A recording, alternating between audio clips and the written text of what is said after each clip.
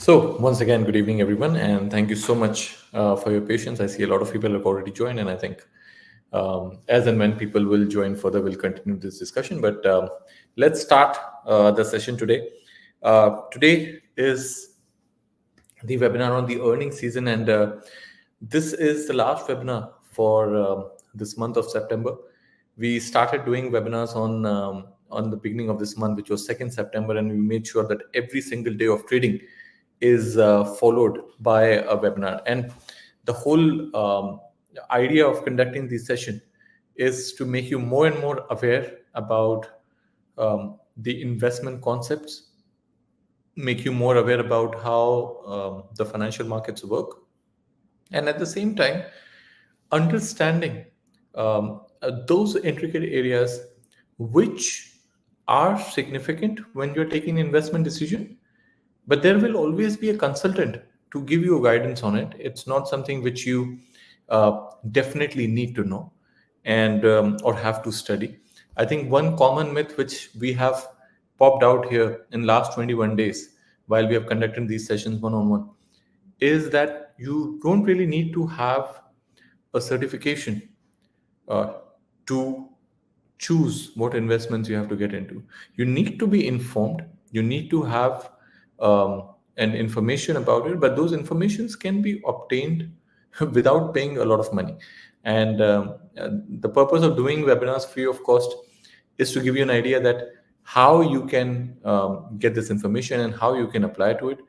For everything else, there will always be an investment consultant, and that is the reason why I always stress on the idea that when you are talking about investment, when you're thinking about investment, you need a consultant who can guide you towards it. Now, today's discussion is on earnings season. Today, we are going to understand why and how earnings season works, why earnings season is important, and what is it. So, a lot of you, I'm sure, must have heard that the companies which are listed in stock exchange, they disclose their financial statements every 3 months. So, earnings season is the time when these companies, which are listed on stock exchange, when these companies they are required to report their quarterly earnings. Again, quarterly earnings, financial results, talking about the balance sheets, earning per share, revenue, how much they have made, what have they missed. And in this quarterly earnings, we're talking about net income. We're going to talk about sales numbers, earning per share, and a lot of other things. Now, while the market analysts they take a variety of data into account when they are making market predictions, the quarterly report, and I'm going to say quarterly earnings report specifically, it carries the maximum weightage. So the performances of the business in a specific industry, um, or overall, it can also be an indicator of the condition of the economy in general. But then, it by extension, it will be a good indicator of the stock markets. Why? What is the reason, and why do the earnings reports they attract so much attention? Because earnings have the ability to drive stock prices when compared to the speculative estimates. So what happens when the results come out? Those results are compared with what was expected, and if the results are better than the expectation or up to the expectation, the stock goes up. And if those results are lower or under the expectations, then the stock comes down. Now, these expectations or estimates, they are released prior to the actual earnings. So the market expect they know what they're expecting, and when the actual results come, the investors know that it has not beaten the estimates or it has completely beaten the estimates, and that is when uh, the stock prices move up or down. Now, a company's market value might fluctuate around the publication of the earnings report, and that is why the earning per share is considered to be a noteworthy point in the company's earnings. And companies they provide a lot of relevant data also, like Netflix will report new subscriber numbers, the budget which has been allocated to the new content creation, Apple will talk about the number of iPhones sold. This is a very relevant information, guys. This comes out in the earnings call transcript. So, earnings season can be a great time. It can be a great opportunity, because if the numbers are better than expected, then the stock can go really high. If they're not better than expected, the stock can go down. When does it start? So normally when we hear earning season, this starts a few weeks after the end of each quarter. So mid-April for Q1, mid-July for Q2, mid-October for Q3 is the very reason why we are doing this session today, because September is ending. Now mid-October is going to be the Q3 results coming in, and you should know exactly what to expect and how to trade during the earning season. And then Q4 is going to be mid-January. And when does this actually end? So earning season typically will end about 6 weeks, like at least a month and a half. Therefore, the one which comes out mid-April, it concludes till late May, late August, right? So something which comes out mid-July ends late August. Something starts in mid-October, continues till late November. When I say continues, which means so many companies are there which continue to disclose their financial numbers, which continue to bring their earnings results. So that is the reason why we need to be very prepared during this entire 1.5 months, because earnings which will start mid-October for different companies, all the companies together do not come up with earnings at one day. Like mid-October will start with financials, they move on to the retail, then comes the tech. So every sector they share their financial results, and over the 1.5 months we are going to see a lot of action in the stock market, and that is the reason why we want to do this session. Now, as I said, so why the earning season would matter for the markets? Because quarterly reports, they will allow a lot of investors to see that how their money is being used. Like for example, and it's also important, like not all the earnings report they carry the same weight. Sometimes there are companies which we call them bellwethers. Bellwethers companies, they're known for their strong financial performance, right? So, and they also kind of indicate the economy's health. For example, if you see a blue chip company like Apple or Amazon, right, they can indicate or become the economic indicators, and they can be a bellwether to the overall stock market.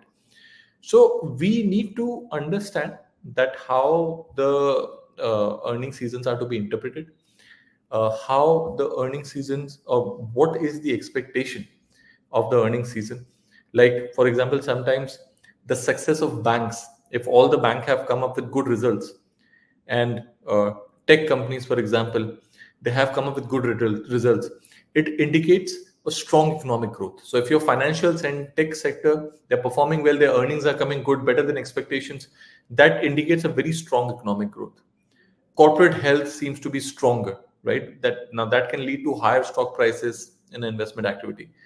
But if there is a mix of positive, negative results, now that might lead to a lot of volatility in stocks also. Investors, they focus on the information which are, the companies provide about their expectation for the future. So that's important. And again, if the earnings are falling short, that could lead to a temporary dip. But sometimes when a dip comes into a good stock, that can present opportunities to buy, right? So long-term investors are always looking for undervalued stocks. A pullback in this case can be a chance to buy into fundamentally strong companies. And I'll give you an example. Apple or Nvidia, for example, which are fundamentally strong now, the moment if they show bad results or they miss out on the earning estimate, the stock would drop. And when the stock comes down, it presents a brilliant opportunity for a lot of these buyers who have a lot of faith in these stocks, and they would enter and buy these companies. Later on in the next quarter, if they declare good results, the stock moves higher. So it happens a lot of times. Like when these kind of companies they fall down, people buy. Now, we'll also look into some fundamentals which are the part of the earnings, and I'll focus on the ones which you really need to see, and then I'll share a strategy with you which is called price action analysis that can help you eliminate a lot of noise from a stock and then focus on the numbers. So trading tips during the earning season, again, because earning it shines a light on companies' financial health, shows a lot of key metrics, right? There are obviously there is a very comprehensive set of financial statements. There are balance sheets, cash flow, and sometimes they're not easily analyzed, right? Not a lot of you would want to analyze or know how to analyze these things. Earning reports, they are very publicly available also. You can see them on every channel, you can read them on every news, every blog, even on companies' websites and financial news websites, and you will get to know whether they have performed well or not, right? So traders can benefit by looking at the previous numbers, at how over year they have performed. Um, as I said, it can be a time of volatility. So you definitely need to track the earning season. That is something which is really important. And I would always suggest you that this is something which you must do. You must look at different ways and different strategies. We did one session earlier, and we talked about that how options can be really useful. So today I'm going to give you some ideas about what kind of option-based strategies also you can do while you are doing earning season. And that is something, again, let's try to understand that how all of this actually works. And if you have any questions, like always, as I say in my every session, you can always use your chat options to ask me any doubts which you have, any questions which you have, and we'll try to answer you as much as we can. Now, the strategies which we are going to discuss over here, a lot of this is for information purposes only. So please try and make sure that if you have any practical or if you want to implement this on your portfolio, you must have a risk consultant or investment consultant to explain it to you that what are the risks behind this. You can always reach out to us as well, and we can definitely assist you and tell you how to do this. Now, I discussed last time some fundamentals of a stock. Fundamental analysis session we did on the second or the third day of this month, and that's where we discussed about how we analyze fundamentally a stock. So we look at a lot of their financials. See, fundamental analysis means numbers. It is said that numbers don't lie. You're looking at a company, you will look at the historical pricing and everything, you look at their volume, stock prices, charts, and everything. But when you look at a business, you need to look at the balance sheet, need to look at the numbers. And when you're looking at doing a fundamental analysis of the stock, which means you're looking at their working capital analysis, operating profit margin. So when we talk about working capital analysis, basically whether there is sufficient money in the company to get on with the daily working of the company. So the capital which is required for the daily operating of a company, it is called working capital. It basically means that you have more current assets than your current liabilities. And if you have that sufficient, it's a good news, because then your company can run without a problem if you have enough working capital in your company. Then there is operating profit margin, which we'll understand in the next few slides also. It's basically the ratio of operating income divided by the total revenue. So whatever is the total revenue of the firm and whatever is the operating income, the ratio between that, that's the operating profit margin, right? It measures the profitability of the firm. Then there are free cash flow analysis. Again, profitability of the firm excluding the non-cash expenses, right? So it shows that how much is the free cash flow, and if there are any changes in the working capital which can affect the company. Then there are ratio analysis. For ratio analysis, just to give you an idea, there are different kinds of ratios which you can look into. There is PE ratio, the price to earning ratio. A higher price to earning ratio can make the stock look more overvalued, while a lower PE ratio is a sign of an undervalued stock. Debt equity ratio, which tells that how much debt is there as compared to the shareholders' own equity. Again, the debt equity ratio needs to be in a very balanced manner, because if there is too much debt in the company, that means more interest has to be paid. Now, whether the company can cover that interest in regular periods, there's another ratio called interest coverage ratio, which we have not put up here. But then, as I said, that if debt is higher, then more interest has to be paid. That reduces the profitability. So a mixture of debt and your own capital in the company needs to be identified, and that's what debt equity ratio is.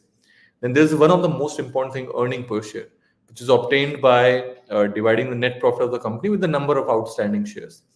Earning per share, in simple words, it means that every single dollar which has been invested in the company by the shareholders, how efficiently that dollar has been utilized, how efficiently per share, per dollar, per cent, how efficiently it has been utilized. So if earning per share of a company is increasing consistently quarter on quarter, it's a sign of growth, it's a sign of good news, and that is a company which you can invest in. Then there is return on equity, which is considered to be the return on net assets, since the shareholder equity is obtained by taking away the debt from the company's assets. So when you're talking on ROE, which is return on equity, it's basically the return on net assets, because the shareholders equity is obtained by taking away the debt from the company. So you minus the debt, what is the shareholders equity, what is the return which is generated on that equity. So the ROE is again one of the important factors. There's price to book ratio. Every company has a book value, and as long as the price is above that book value, it is considered to be overvalued. The moment it reaches below the book value, that could be sign of an undervalued stock, and that's where a lot of buyers could pitch in. Then there is dividend to price ratio. It's basically how much a company pays in dividends every year as a percentage of its stock price. So dividend to price ratio is also very important, right? Sometimes we see the dividend of the company, that how much dividend annually the company has paid. And there are some dividend kings or dividend aristocrats, if I were to name them right. Dividend kings are these companies which have a history of last 50, 60 years of consistently paying dividends and increasing dividends. These are called dividend kings, and there is a whole dividend kings portfolio also later on if you want to read, because dividend kings portfolio is basically all those companies which have a history of giving good dividends, right? It's like a fixed income stock for you with less volatility. So a lot of people would love to have that kind of portfolios with them. Then there's a working capital ratio, which is basically dividing the current assets by liabilities. That, as I said, that the importance of having a working capital, a running capital in the company for day-to-day operations is really important. And it just shows that you have sufficient current assets as per the current liabilities. And then quick ratio, which is a further extended version of working capital ratio, except in the quick ratio, amongst current assets, cash is more weighted. Even the current inventory is being excluded. So quick ratio gives you even more diluted, or I should say, a more idea about the working capital. And higher the liquid or the higher the quick ratio, better it is for the company. It is shown that it's more smooth in the daily working and it can work easily. Now, coming on to the idea, how to actually read the earnings report. So this is, I'm sure, an important question. And before we start talking about price action analysis and other areas, we need to understand that how to read the earnings report. Because if you're an experienced investor and you know what you're doing, for earnings report, you need to understand that how am I reading first. You will do a lot of research, you will analyze the stock, but then you need to know whether you need to be investing in this company or not, right? So earning report is a document, uh, and this is, I'm telling you on a very analyst perspective. I don't expect you actually to sit and read this 10Q report and everything. I'll give you a basic understanding of what it is, but then from an analyst perspective, since these are learning sessions, so I think it's only fair that you should um, you should be on the side where a lot of consultants are. So why not? I mean, so there is a earning report that is a document, and these earnings report are called 10Q, right? A quarterly financial report or an earnings report is called 10Q. The same when it becomes annual is called a 10K. And this document outlines the financial position of the company as well as any other relevant information which the company wants to share, right? So that's called a 10Q or a 10K report. Now, in a 10K report, what will you find? So this is just a layout. This is not the actual report. I'm just giving you an idea that it could be 100 pages report, right? And it could have the forward-looking statements, management's analysis, financial resources, liquidity, risk factors, legal proceedings, financial statements. And financial statements, you can find income statement, balance sheet, you can find, for example, a profit and loss statement, a cash flow statement, and all of that. And you can also, by the way, let's say the sample I'm showing you belongs to General Electric. So this is an overview of a General Electric company. General Electric is GE, as we all know, and it has, I mean, not all the information, but then if you, this is, as I said, it's just a sample, but if you read the entire report, at some pages, you will also find some forward-looking information, that what are the updates about this stock, what the company is investing into next, and some areas where you can see that how GE obtains their revenue from different industries, because there are companies which are investing into different revenue segments, right? So GE is into power, they're into renewables, they're into oil and gas, aviation, healthcare, transportation, lighting, or capital. And amongst all these industries, where they are getting their maximum revenue from. All of this comes into the 10K report. I'll give you one more example of Amazon. Amazon is an e-commerce company, but Amazon also has a cloud computing service. Now, if I would tell you that Amazon gets at least 15% of its revenue from the cloud computing segment, so you would know that, okay, cloud computing is an emerging area. So it's really important that you must know the revenue segmentation and where the maximum revenue is being generated, right? So this is just an example. Again, guys, you don't really have to get into it, do it yourself unless you want to. Normally, investment consultants, they do take care of this, and they give you a general idea about, what are the earnings interpreting and what is the future of the stock. That being said, I'll also tell you how to trade during the earnings season just on the basis of numbers and probabilities. This is, I'm showing you more fundamental idea. On when it comes to the strategy, I can tell you more technical perspective, looking at the historical pricing and the historical movement, at how you can take advantage of the price action analysis. Now, how do you again best read a company's report? So you want to spend most of your time on the financials. This is going to tell you how the company performed in the last quarter, how the performance compared to the quarter before, uh, revenues have improved or gone down, how expensive it is to bring in new business. So this is something which is really important, right? Because how do you read a company's financial report? And that is something which is very important, because there are so many other factors, right? There are so many small areas, there are so many uh, things to look at, and you will see all these statements when we talk about whether you're looking at a balance sheet, whether you're looking at an income statement. So for example, just to give you an idea, since we are talking about it, income statement, right? Now if you look at income statement, what does income statement actually has? If you see income statement has, it is also normally called a P&L, right?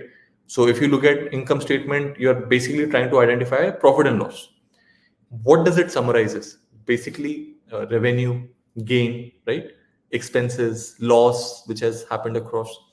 And this becomes a part of quarterly report, becomes a part of annual report, because it shows you some sort of financial trends, right? How much revenues have been generated?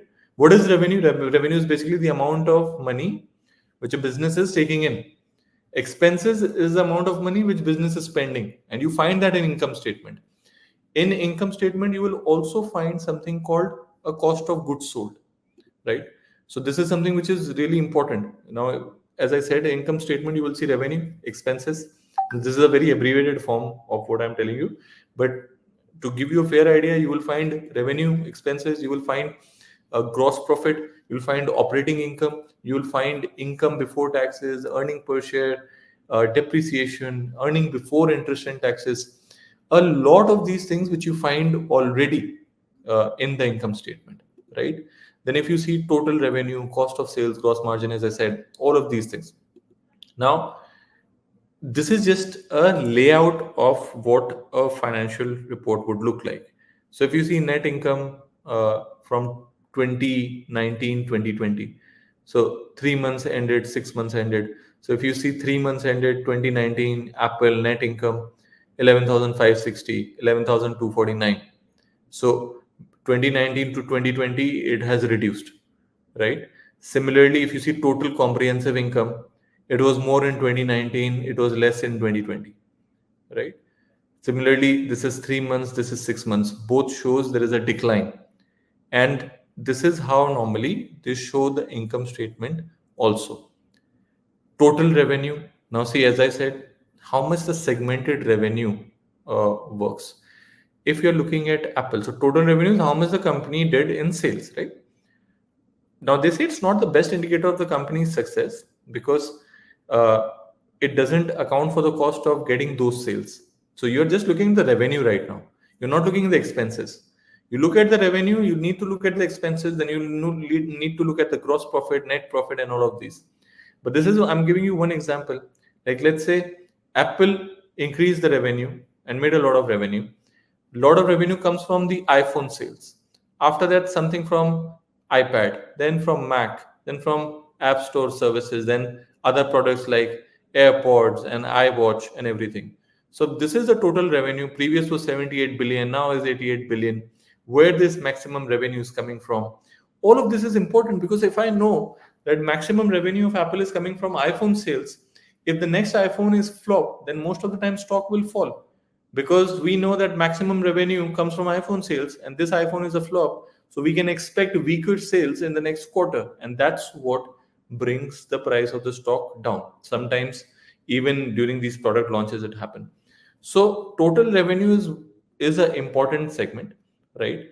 So total revenue followed by net sales followed by operating income is something that is how it appears. Cost of goods sold, as I said, you're looking at the beginning inventory and anything which you have add further minus the ending inventory. So that is something which is the cost of goods sold. Cost of sales tells you that how much it costs to produce the goods which are sold. So if Apple only sold computers, this would be the cost to manufacture, package, right? How the computers are ready, what is the technology being used, whatever is the expense of that. So cost of goods sold. Then there is gross margin. So whatever are the net sales, you minus it by the cost of goods sold, you divide it by the net sales which you have done. So that is where the gross margin comes in. It does not include all other expenses. Again, as I said, that's not a true picture of the company's actual margin, but high level of data point to understand how wide the margins are. So if gross margins are shrinking, maybe it's a cause for concern. Higher the gross margin, more capital a company retains on each dollar of sales. Now that can be used to pay other costs or satisfy any debt obligations, right? So your gross margins need to be higher. Operating expenses, R&D cost, research and development, marketing, all of these costs which is running to business. So if you see, this is how it appears: research and development, selling, general, administrative. How much are the operating expenses? So because higher the operating expenses, it will reduce the margin, and that is the reason why you need to understand that the operating expenses need to be reduced. But then sometimes there are tech companies which are spending more on R&D, which helps them. So it may not be the worst thing to spend more on R&D because eventually it brings back the revenue. But then you need to have that control and you need to see that whether operating expenses are increasing or not, right? So this is where it appears. And then there is net income, which is total profits after deducting all the expenses. Some people refer net income to the net earnings, net profit. This is what they call it. So total revenues minus total expenses. Obviously, you need a higher net income. That really helps you out. And net income, when you divide it by the number of outstanding shares, becomes earning per share. So that is also helps you out. So net income minus any dividends divided by the outstanding share. Higher the company's earning per share, more profitable it is to be considered. Just remember this thing, that if the company's earning per share is increasing quarter on quarter, it's a very good sign. And this is something which you can easily find. This is available on internet. You can easily find what is the EPS in last 5 or 6 quarters of a company. And if it is at an increasing trend, and if it increases this quarter also, the stock might get a very good boost. Then there is something called PE ratio, right? So whatever is the stock price of the company divided by the earning per share. If the PE is high or low, that impacts. A higher PE shows that the stock is overvalued. A lower PE shows that the stock is undervalued. A lot of fundamental analysts, they buy stocks with a lower PE, expecting that they will do better in the future.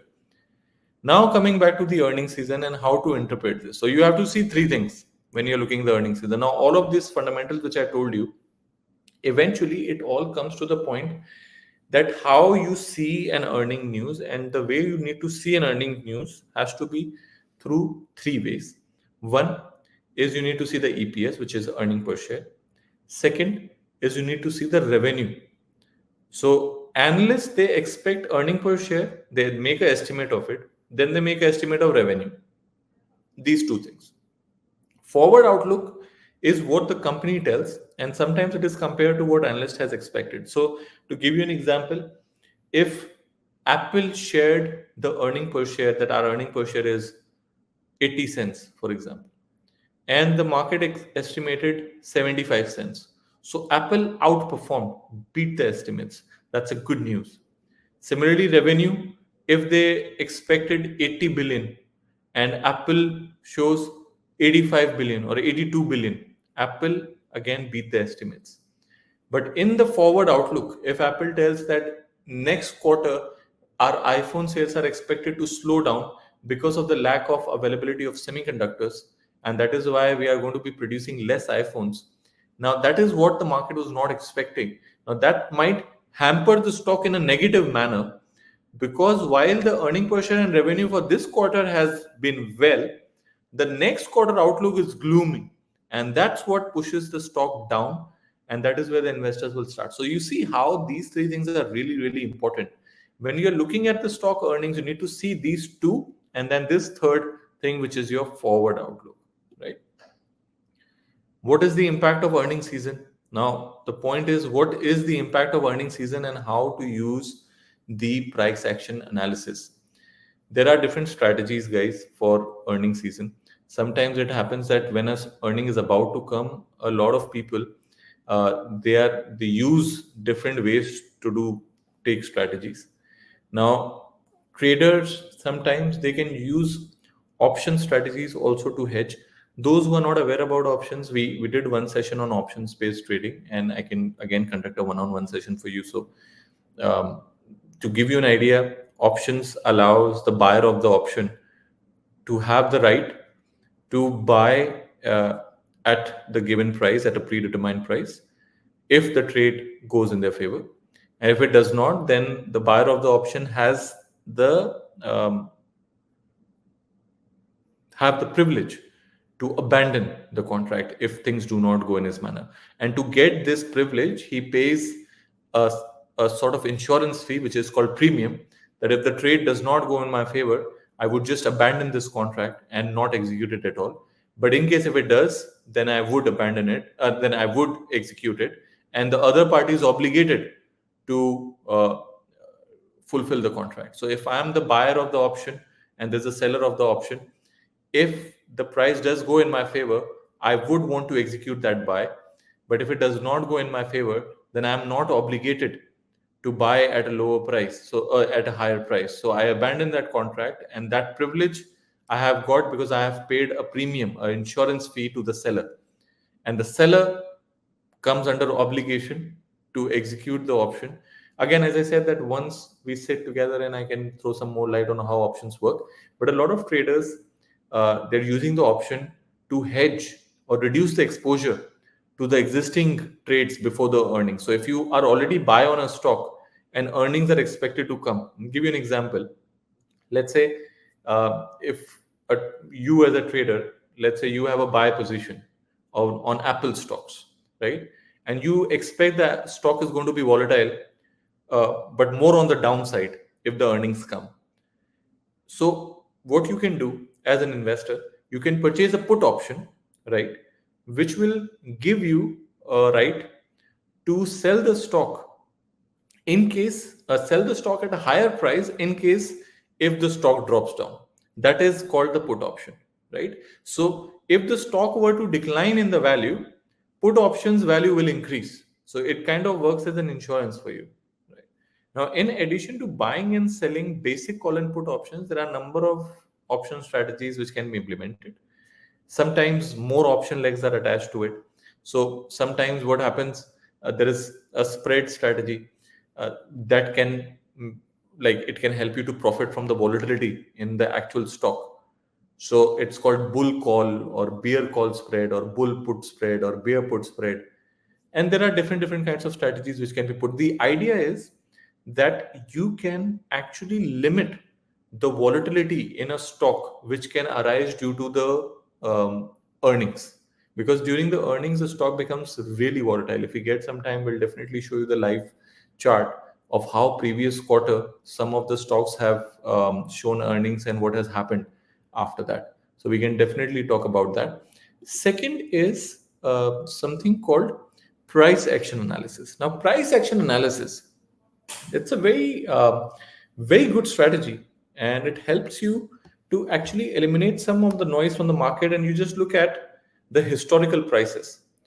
Now, while you have done your fundamental research by looking at income statement, looking at revenues, looking at earning per share, calculating that, and looking at the analyst expectations, from a technical perspective, what are you doing? From the technical perspective, you look at a price action analysis report, and a price action analysis report helps you to identify a pattern.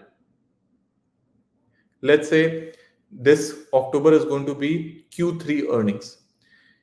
If you were to look at the last 10 years of a stock and find out that during the third quarter, most of the time, this stock has beaten the earnings, or this stock has moved higher after the earnings. And if you bought that stock during the day of earning, on the day of earning, and held on to it for a week or for a month, how your returns can change. So I'm going to share with you a price action analysis report, and I'm going to explain it to you how to read that report. And you can try it out in October in your dummy accounts. I mean, as I said, that this is a lot for information purposes. So have your practice dummy accounts, which is not real money, and you can try to implement these reports with it. So let me just share my screen with you, and let me know if you everybody can see this or not.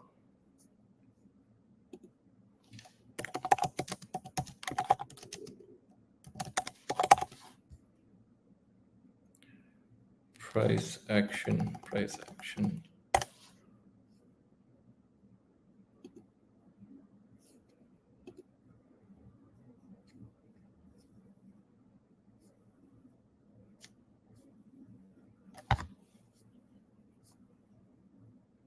Okay, perfect.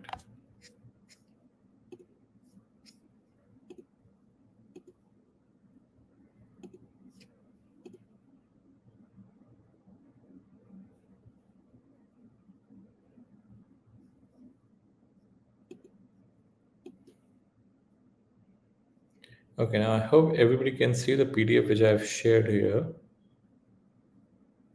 Okay.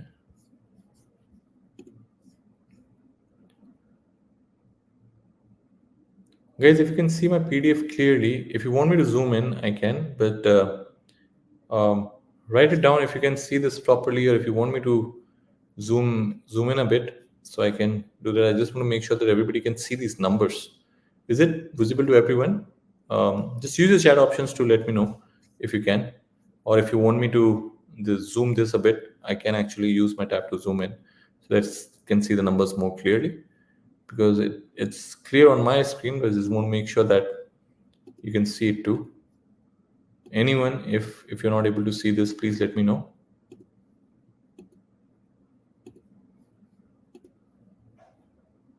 So I'm assuming everybody can see this.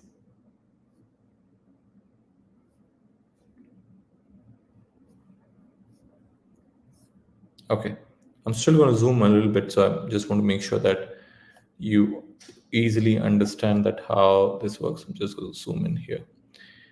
Today is 30th September, but I think this has already happened.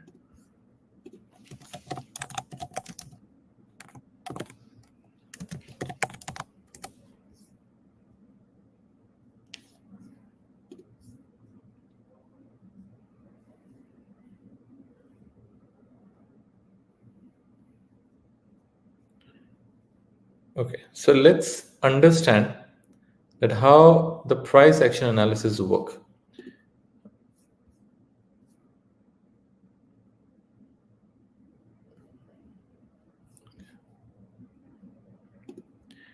Now, price action analysis is the process by which you understand the price movement in a stock which has occurred due to an event like earnings.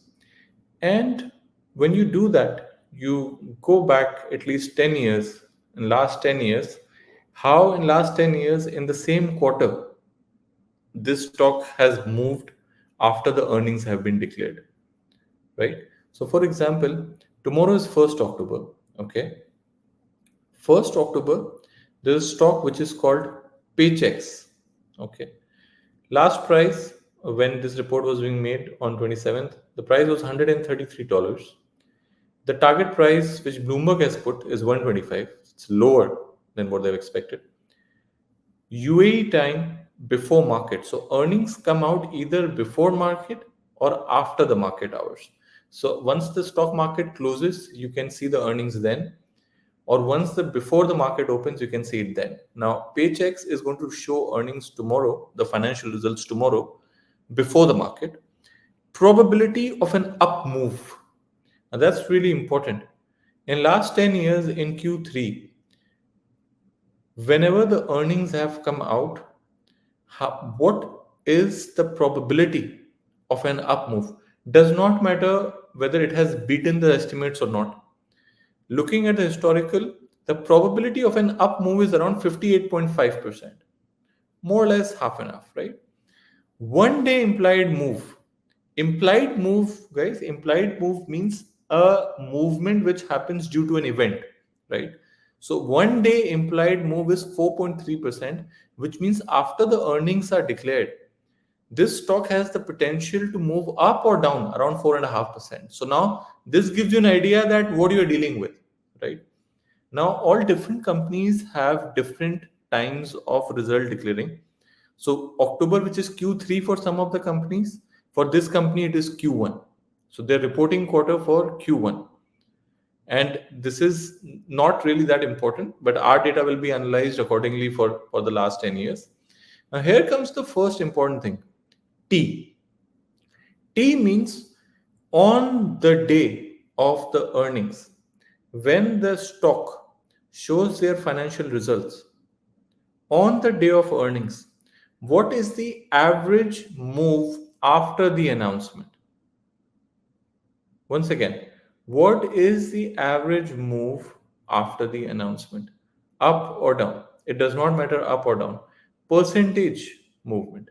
So average move after the announcement on the day of earnings is 1.3%.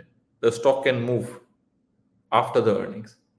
Historically, we have seen that the stock has gained maximum of 2.4% on the day of earnings after the announcement. Maximum loss has been around 3.4%, right?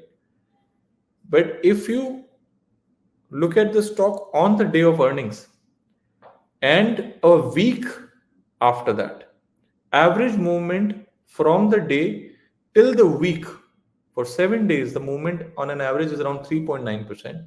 Maximum gain in 1 week post earnings was 5.1%. Maximum loss was minus 9.7%. Similarly, T plus 30, which means from the day of earnings till the next 30 days, average movement in this stock has been recorded around 6.9%, in which maximum gain was 16.4%, maximum loss was 9.4%. Now, when you're looking at the stock, you feel that, okay, if I look at the risk reward part, it gives a lot of sense that if I buy this stock on the day of earnings and hold on to it for at least a month, so I could average around 6.9 or 7% return in this if things go in my favor, with maximum gain being 16.5%, maximum loss being 9.4%, right? This is the data which we have got from last 10 years of analysis, right? So this is for Paychecks. If you see further, on 2nd October, a bunch of companies are going to show their earnings. Nike, Lamb Weston, Conagra Brands, Levi Strauss. On 3rd of October, we'll see Constellation Brands. And if you see the probability of an up move, again, 56%, right? T plus 7, T plus 30 for all of them. If you look at this, which is 2nd October, Nike, the probability of an up move is 51. But if you see Lamb Weston, the probability is just 39%. However, if you see Conagra Brands, now Conagra Brands, the probability of an up move is 75.6%. Earnings will come on 2nd October before market. One day implied move is around 3.2%.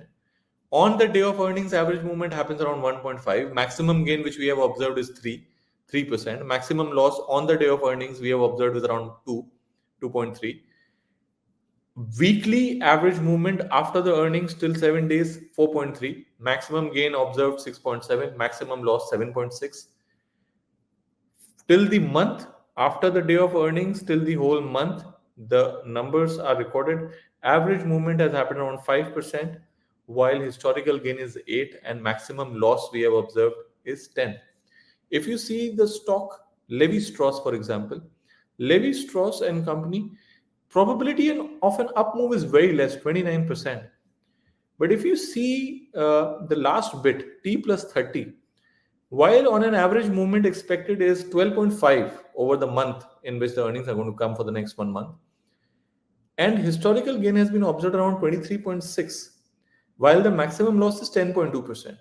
So it makes a lot of sense to hold this stock on the day of earnings and hold it for a month, and you might get an average movement around 12.5% if the movement goes in your favor, if the earnings go in your favor, if the announcements go in your favor. If not, maximum loss in last 10 years we have observed is around 10.2%. Maximum profit we have seen around is 23%. So guys, see, understand one thing. This does not mean that it is definitely going to be in profit. Even the probability of an up move, it's not something which gives you a proper idea, but it gives you a probability. Now, few things which I would clarify. When you see the historical gain or loss, it reflects the actual maximum percentage gain or loss which is recorded during the quarter, the same quarter in last 10 years. It does not consider any transaction charges, any holding cost or anything. This is basically, we have seen this quarter, last 10 years, this is the maximum gain, this is the maximum loss, right?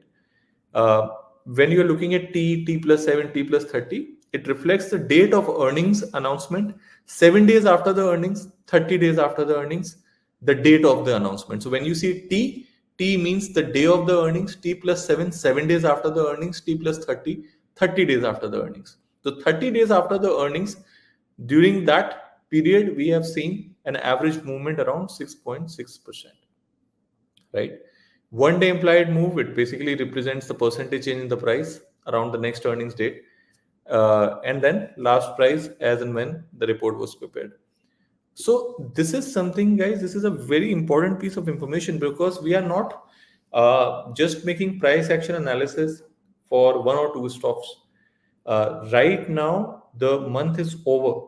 Like by mid-September, a lot of stocks have already declared earnings. So the ones which I'm showing it to you are now very few of them.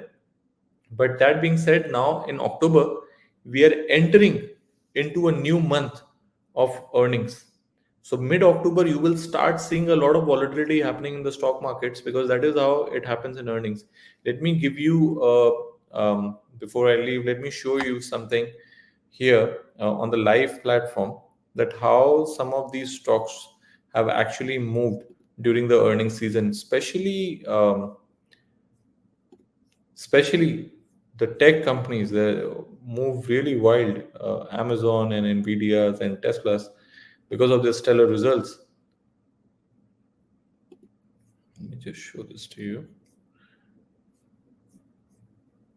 Share screen, and yes, I'm going to show you here.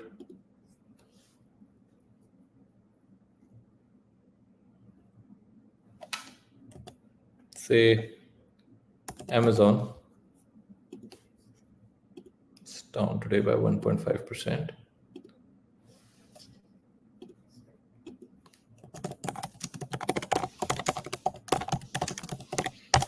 We'll find out what date Amazon showed their earnings. So this was April 27, 2023, no, 2024. So next report which is going to come for Amazon is going to be on 24th of October. I think before this it was on first, no, yeah, it was on 1st August. So the last time the earnings which was declared was on 1st August.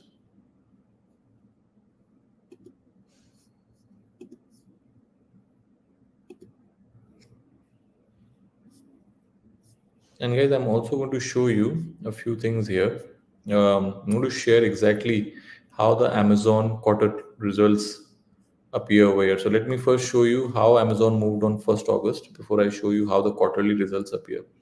Look at this big gap right here. I'm showing you Amazon's right now. Look at this big gap, right? So this is on 1st of August right here. This is 2nd. So 1st August, the closing price for this stock was 183, right? Somewhere around 183. And next day, earnings came out and stock opened around 160. Look at this big gap. And then it went down further to 151 before. So as I said, that whenever a good company it fails to show the earning estimates or is not able to beat the earnings and underperforms, the stock price shoots down. But because it's a Amazon status company, the lot of buyers would enter and take advantage of this dip. And let's see after that how a stock again starts jumping back, right? Eventually, and then if you see this again bouncing back to the level of 182, 183. So that dip came during the earnings right here. Look at this big dip during the earnings and then again a bounce back. That is why earnings are important, right?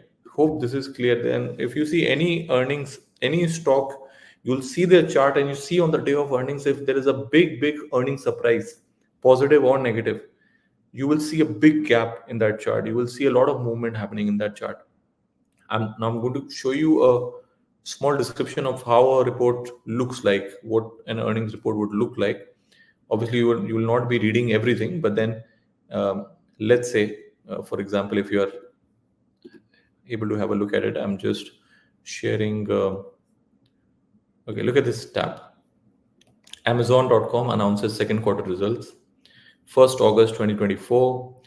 Amazon announced financial results for its second quarter, which ended on 30th June.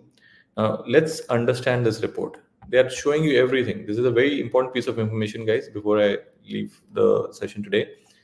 Net sales increased 10% to 148 billion in the second quarter compared to 134 billion in second quarter 2023. So they are doing a quarter-on-quarter analysis, year-on-year analysis.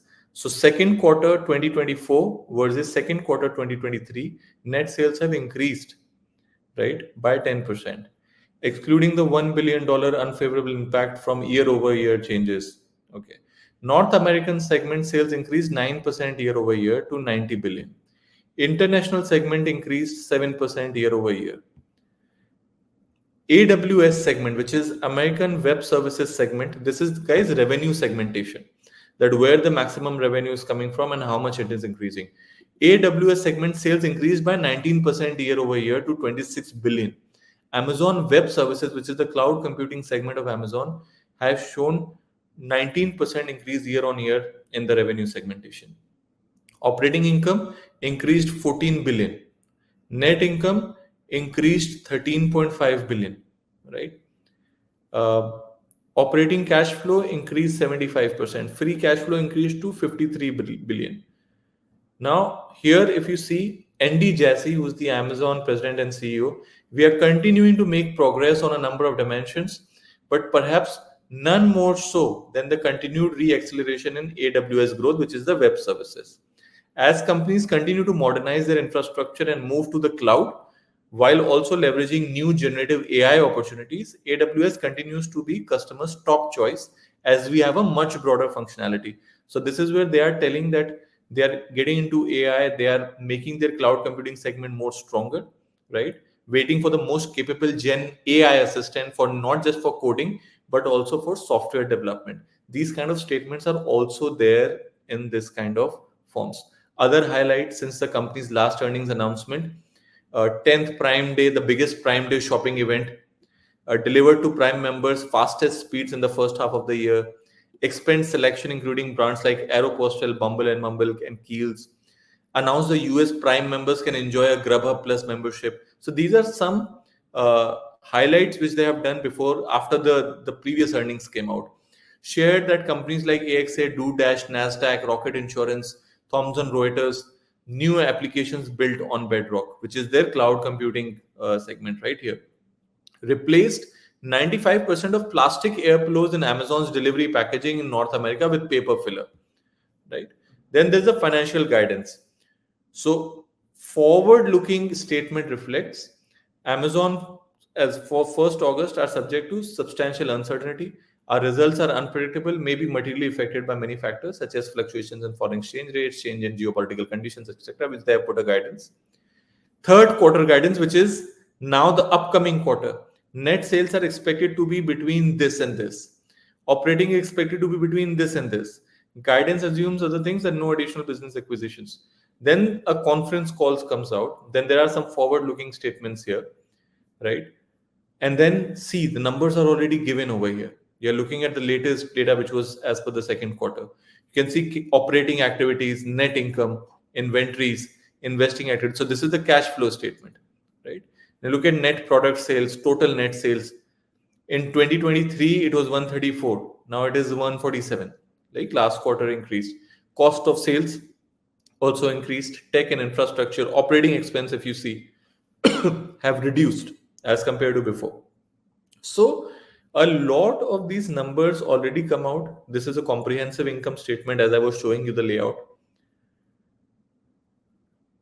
Segment information. Now this is the revenue segmentation. This is in millions that where the revenues come from. See, AWS net sales expenses. This is the cloud computing. This is international. This is North American. Then consolidated, right? This is how the sales have been projected. Assets, liabilities, which is the balance sheet part. Then cash flow and shares, right? Net sales. A lot of this information, and again, as I said, guys, you don't have to read this. There are consultants who can read this, but just to give you an idea, this is already existing. These numbers are already there. Sellers account, AWS customers, right? All of this. So this is just a small example of how you can read through a report also. And every single time, you can also look at the price action analysis. If you're going to execute a trade, price action analysis actually gives you a really good understanding of that what has been the volatility in this stock during the earnings, and 7 days after that and 30 days after that. That gives you more clarity. Nobody around, so many companies, if you see, nobody comes up with a price action analysis. It requires a lot of research, and we do that for our clients. And that is why we have adopted a complete investment consultants model, where we continue to bring you more research and updates while providing you a platform which you can use to buy and sell these products. So that being said, guys, thank you so much for your time. This marks also the end of our 21 days journey in this month. Every single day of trading, we have conducted one webinar. You can go to our YouTube channel in Century Financial. A copy of those webinars have already been uploaded on YouTube. You can always have a look at it. Different topics.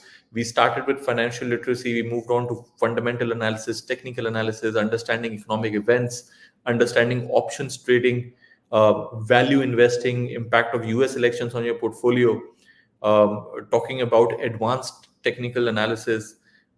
We also gave a lot of weightage on market neutral strategies, pair trading strategies, seasonality analysis. I think we've also laid a lot of emphasis on different ideas where we have learned about trading strategies like swing trading or day trader, and what is the difference. So we have covered a lot of parameters, guys, in last 21 days. And as I've said, that this month coincidentally had 21 days of trading, and excluding the Saturday, Sundays.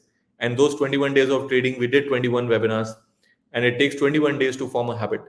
So I see a lot of you, by their habit, have continued to bring a lot of regularity. I've seen a lot of people joining this session every single day, and I am nothing but thankful for giving out your crucial hours, 7 to 8 p.m. I'm sure, guys, everybody leaves their work, they want to be with their families, but you have taken your time and you have continued to attend my sessions, and for that, I'll always be grateful. I hope that if you really like these sessions, please review us on Google. Under Google reviews, Century Financial, do definitely give your feedback. We want to make this a regular activity. We want to make sure that we do more and more webinars day on day and without fail. So please review us on Google if you like this series, and we are going to soon come up with different ideas, different sessions in the next month of October, and we'll make sure that we continue to bring you quality content and help you in investing day on day. So thank you so much, guys. Thank you so much for your feedback. Thank you so much for your comments here. And I see a lot of people are able to understand what I'm telling. So my job is to make things more simpler for you. And that being said, I'll take your leave. Thank you so much for your time, and we'll soon again start a series of sessions, and we'll keep you posted. Till then, you can go to our YouTube channel and see the previous sessions. If you have any questions, please do not forget to come for a one-on-one session with me, and I'll definitely do it free of cost for all of you who have been attending these sessions. So a one-on-one session for all of you, and whichever topic you like to, I can sit with you and I can definitely do it at your own convenience. So once again, thank you so much, guys. You have a lovely evening, coming a lovely week, and continue to trade more and more, but please use risk management. Do not over leverage. Always put a stop loss, and always read more, learn more, and always take the help of your investment consultant. So once again, thank you so much. My name is Yogesh. You have a good night. I'll see you next.